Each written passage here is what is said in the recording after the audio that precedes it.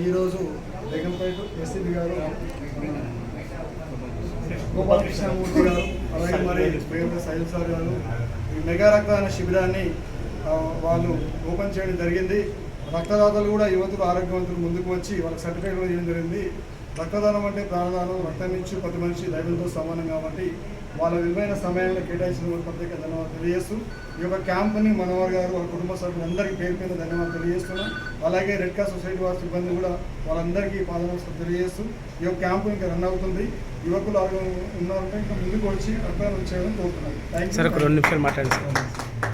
లేదు సార్ 2 నిమిషాలు సార్.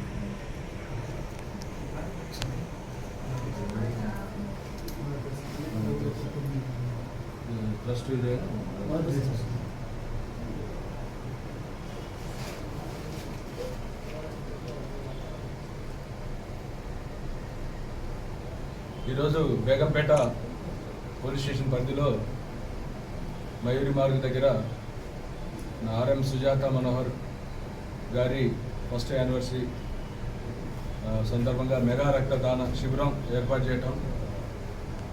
అయితే ఈ కార్యక్రమానికి నేను మాతో పాటు బేగంపేట ఇన్స్పెక్టర్ గారు సైదులు మా సిబ్బంది కూడా మమ్మల్ని ఆహ్వానించినందుకు కృతజ్ఞతలు.